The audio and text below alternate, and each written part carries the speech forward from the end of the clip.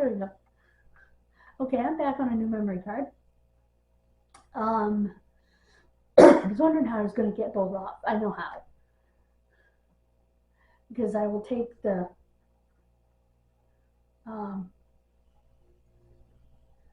video off of the other card and actually put it on the computer and put this card in and import the video on here onto Power Director from here, from the card. But the other one I'll import from videos, so on the computer. That's how I'll do it.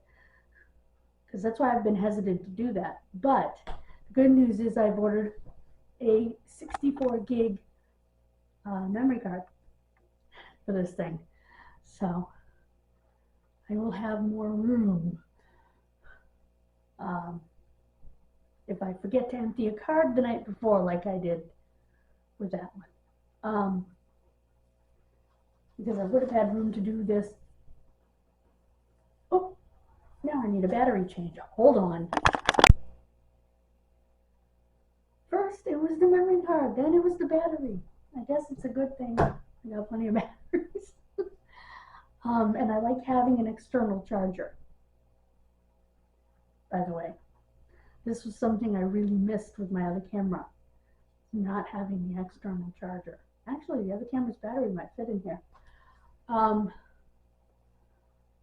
Both of the other camera's batteries. I didn't even think of that. I'll have to charge them up and see. In that case, I'll have plenty of batteries. I'll never run out of a battery. But I didn't even think of it. They're the same battery. But yeah, I missed having an external charger. With my original VJEXY camcorder, I had an external charger and 2 batteries. And actually, those batteries were pretty good. The funny thing was, they were huge. So the charger's like this. You slid the battery on top. You plugged it into the wall and you used your other battery, but the battery clipped onto the back of the camcorder is chunky battery. But yeah, anyway, back to me.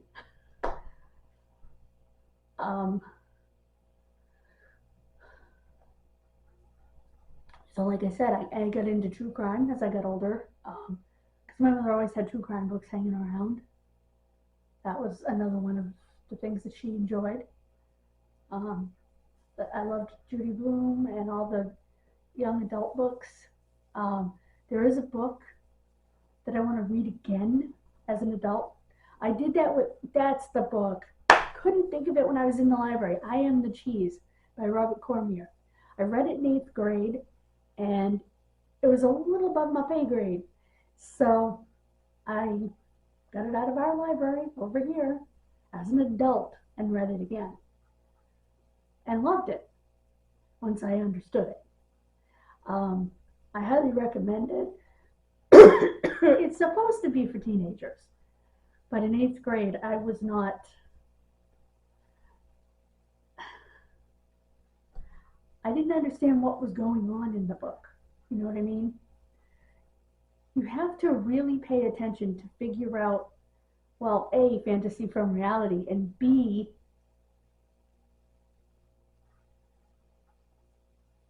when is now and when is before, sort of, the, timeline. So it is a confusing thing, especially if you're a kid that's, well, a kid. I was a kid, I was not a mature 14-year-old. I mean, he describes French kissing and I was entirely grossed out. Gotta tell you, as an adult, I love it. But at that age, just the idea of it was disgusting and unsanitary. So I just think depends on your maturity level and your level of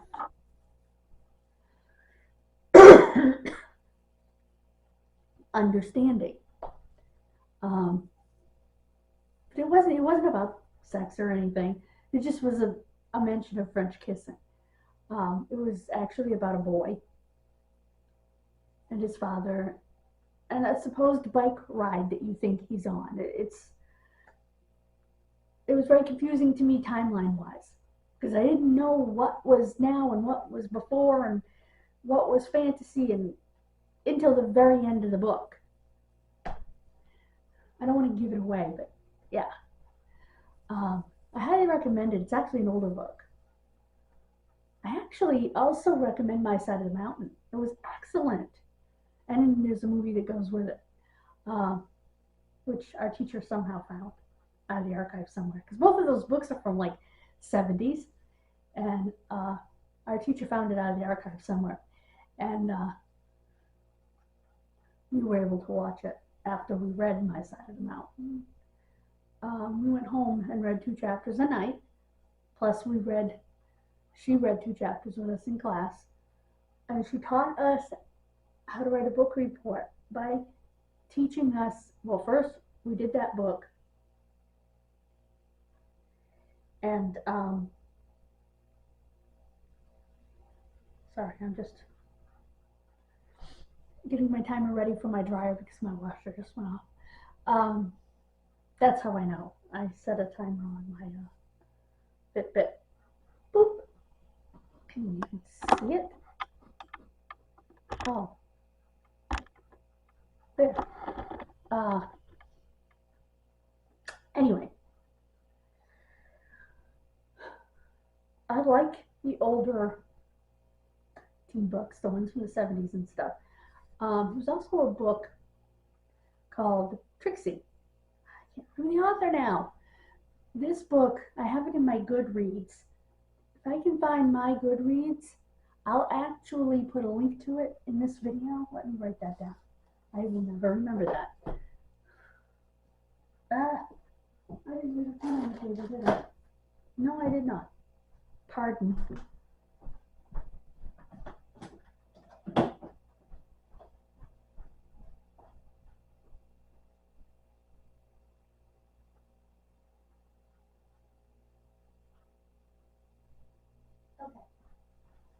Sorry about that. Like I said, I'll link my Goodreads, and you can see that book and a whole lot of others in my Goodreads list. And it is a great way to sort out the books you've read, the books you want to read, that sort of thing. It's a great organizing tool, as well as talking to other avid readers and learning where you can get books. Because VJEXY's not a book you're going to just come across because it's from the 70s. It was about an African American girl who lived in Watts, which is a poorer African American neighborhood of Los Angeles. And if it's not LA, I apologize, but I know it's that area. I think it's LA. And at the time the book was written, the book may have even been written in the late 60s, actually. They have the Watts riots, the race riots. Yeah, it was during the Civil Rights Movement, so it must have been written, because those riots were during the Civil Rights Movement, I do believe. So it must have been the late 60s that it was written, or early 70s. This college professor somehow ends up at her house and takes this child, she's like, I don't know, 13, 14, to the college with him. She ends up living in his classroom at nighttime, and he is sexually abusing her. And as soon as she gets, and he's teaching her, you know, she is learning stuff, and not that that makes it right. And eventually she gets old enough to go to college, and he puts her in the university.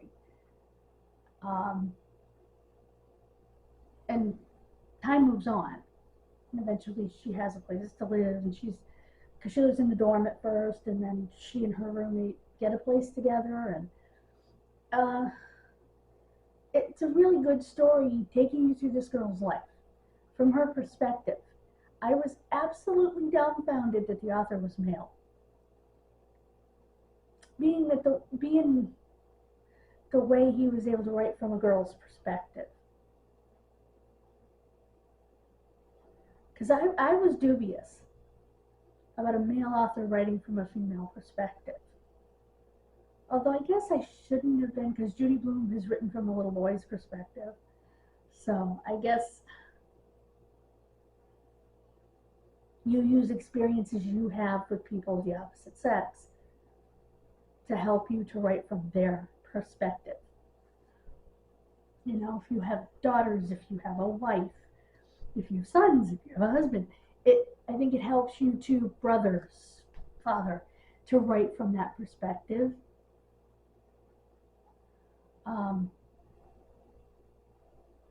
But like I said, I was a little surprised. You'll see a lot of wrestling books, autobiographies and stuff in my Goodreads that I have read. Yeah, so I will dig up my Goodreads. I know it's around somewhere. I have it as an app on my tablet now, but I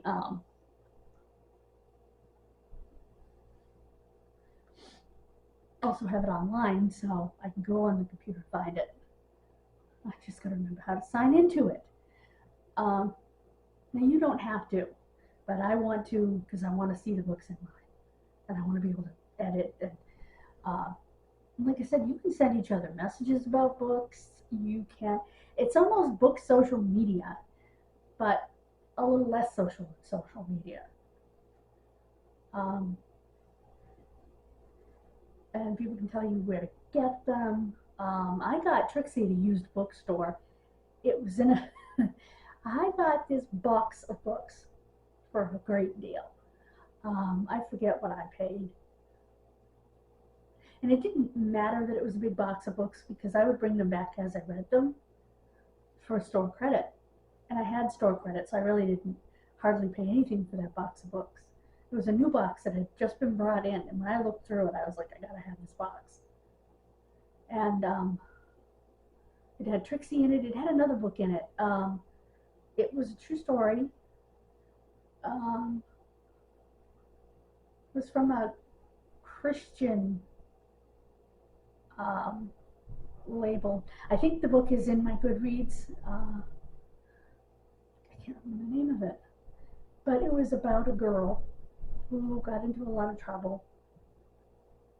You know, she was kind of a juvenile delinquent, and she ended up turning her life over to Christ and helping other delinquents go straight.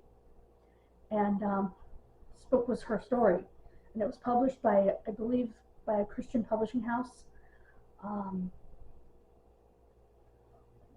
And it was awesome.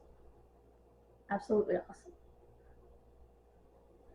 I can't remember what the other books in there were, but it was one of the best boxes of books I've ever got.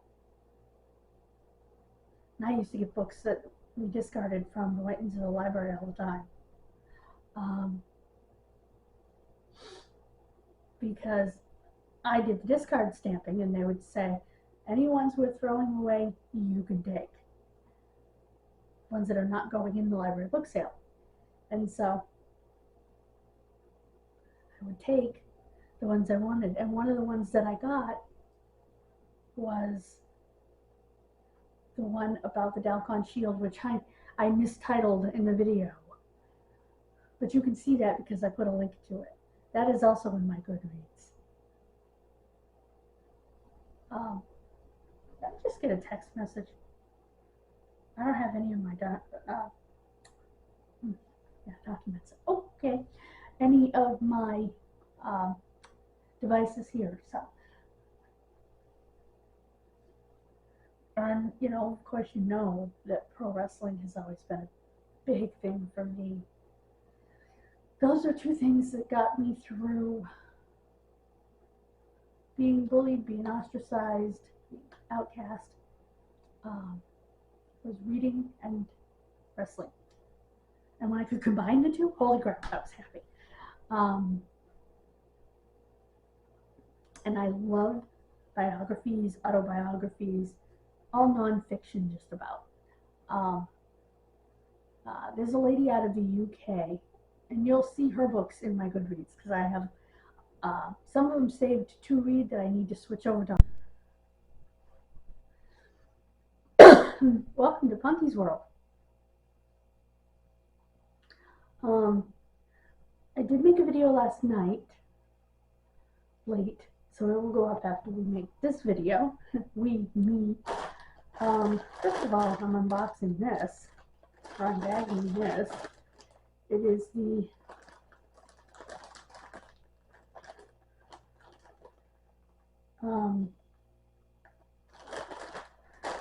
six-month nebulizer. Oh, that I've been waiting months for. So let's see. Okay. These are reminder stickers to replace the hose. Today it is October. So, every 6 months. November, December, January, February, March, April. So you take the sticker off here and replace it here. Replace me in April. Okay. Look at the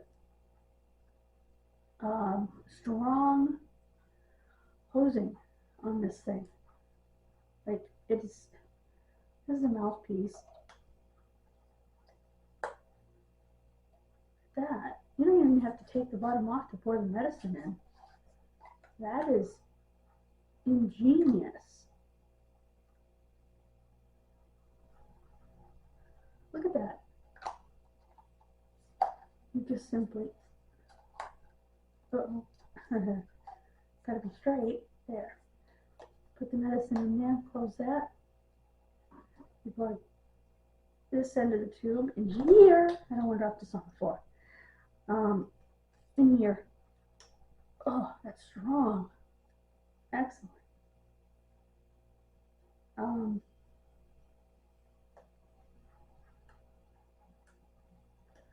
don't know what that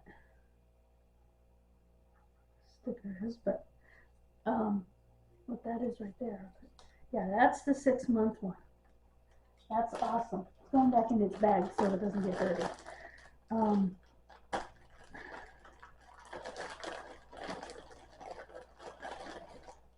I'll look it up. There's a later. Stickers in the bag. This is the booklet. Now,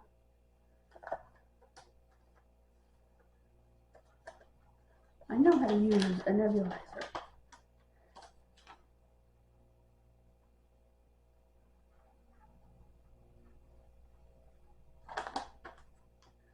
Okay.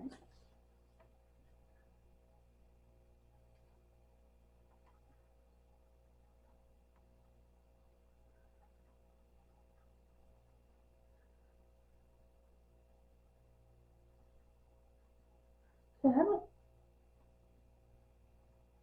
see where there's a, oh, well, the filters are for the nebulizer. Yeah, see? You just open the top. That is awesome.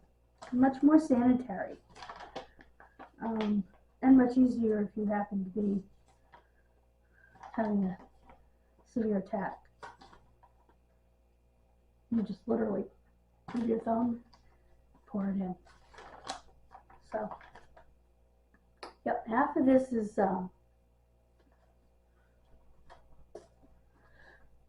in a different language, but I expected that. That I have asthma, which is why even when I do feel good, I cough. Not as much as I've been coughing. I found out the battery, by the way. I now have all four. These three plus the one that's in the camera looking at me. Or me.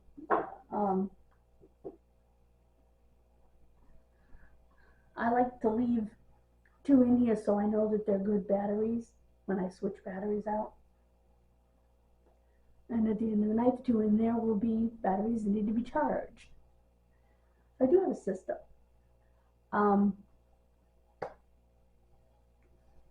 Okay. I told you last night in that video that I was going to make a video today and tell you about me.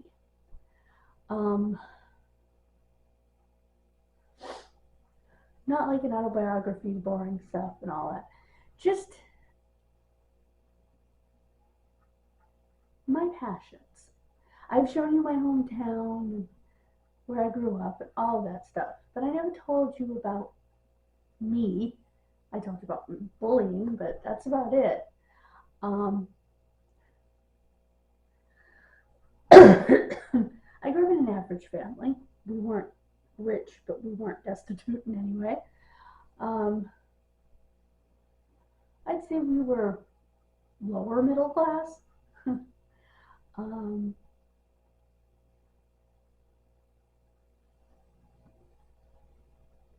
You know, my father worked in a mill, so it wasn't like we had a lot of money. But I never wanted for anything. I literally didn't want. You know, people say that and it's confusing, but for me, I literally, there weren't things I wanted, you know? I wasn't a kid that always wanted something, so I was a hard kid to buy for at Christmas time and stuff, because, yes, okay, there were certain things I liked. Like when I was little, you could count on the fact that if you got me strawberry shortcake, Transformers,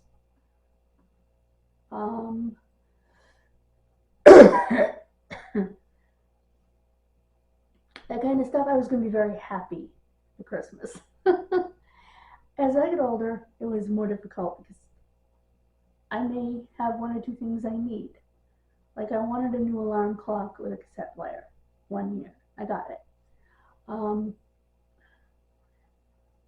But they're, you know, games. I enjoy board games, as I showed you in that video, and I've showed you before. Things like that. Certain books, you know, love books. Books are one of my passions. And it was so weird switching over to reading on the tablet. Excuse me.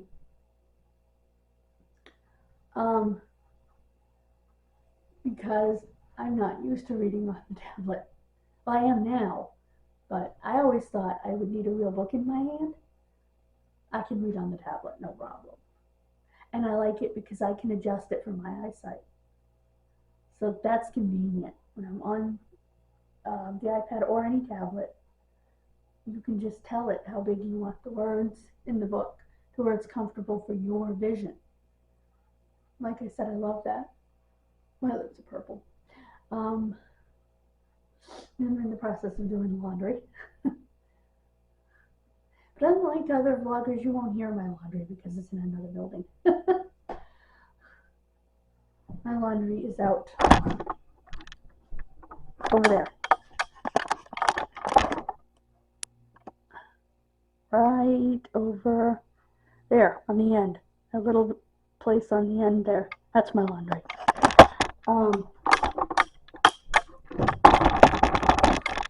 Sorry, the lens cap is tinkling. They should have had a better situation for the lens cap, but I didn't.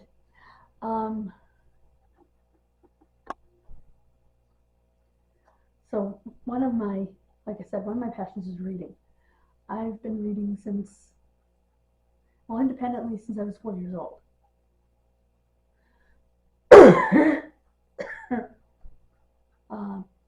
I think I mentioned to you Sweet Pickles. What I'll do is I'll try to find a picture of a Sweet Pickles book and put it over here. In case you're not familiar. As I got older, I started reading true story magazines. They're like sappy love stories and other kinds of true stories. Mr. Detective, which I don't remember if I read or not.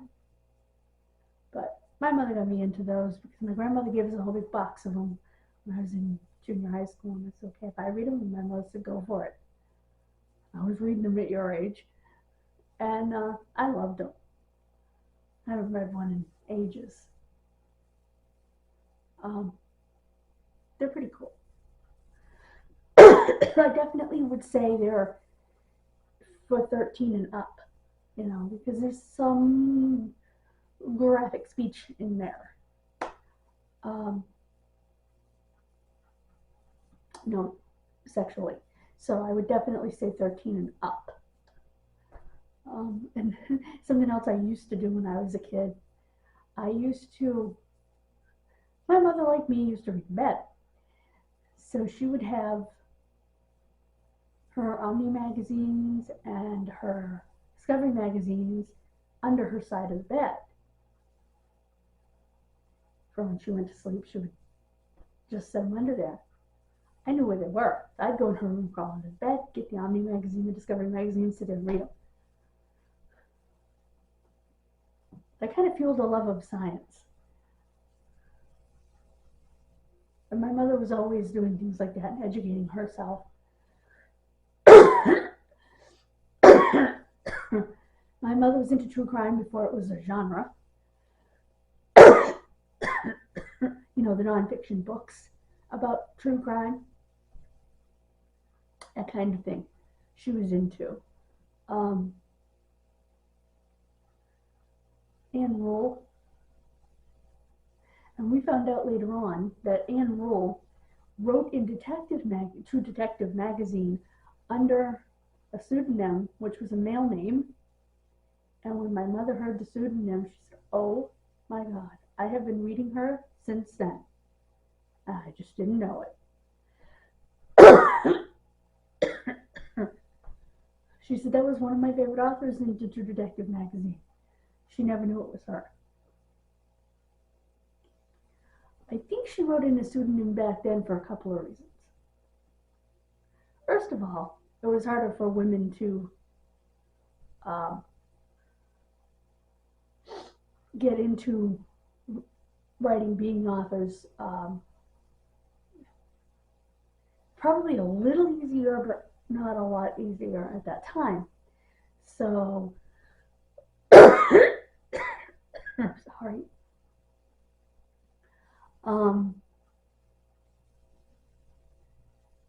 She wrote under a male pseudonym, but I think another part of it was she was still an active policewoman at the time. So it was probably safer to write under a pseudonym so that everybody in the department wasn't picking on her for this side gig, Once she retired as a policewoman, she went into writing true crime and became the preeminent true crime author. I actually have an autographed picture of her.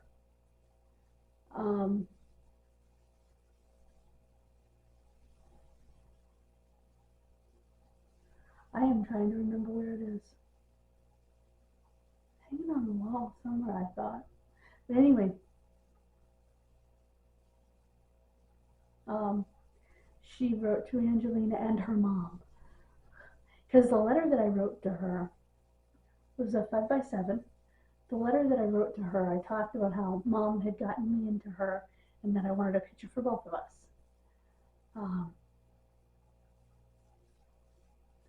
If you want to read awesome true crime, The Stranger Beside Me,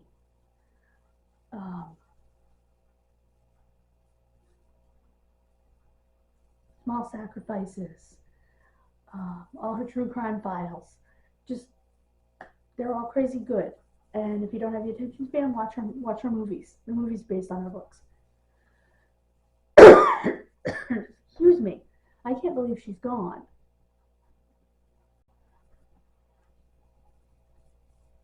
That's just devastating to me.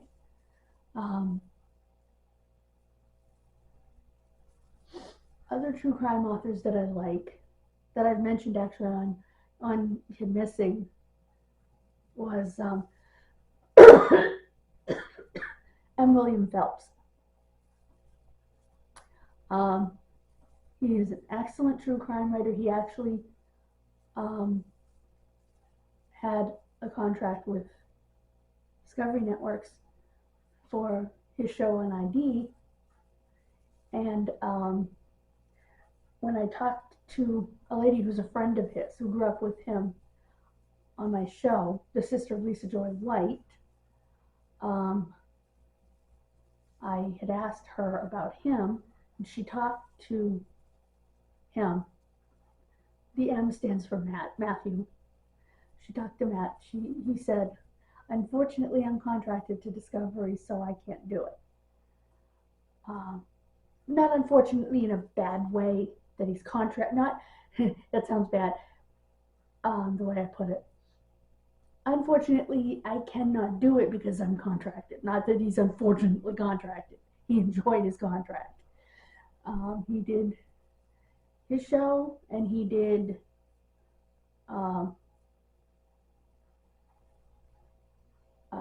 Killer Women. Women Kill. Why can't I remember Candace DeLong's show? The exact name. Anyway. Killer Women, I think, is the show. But anyway, it's a good show. And he did both. And and he appeared in other ones along the way. So he couldn't do it. But I'm glad she reached out to him, and I'm glad he's aware of me and my involvement in the case.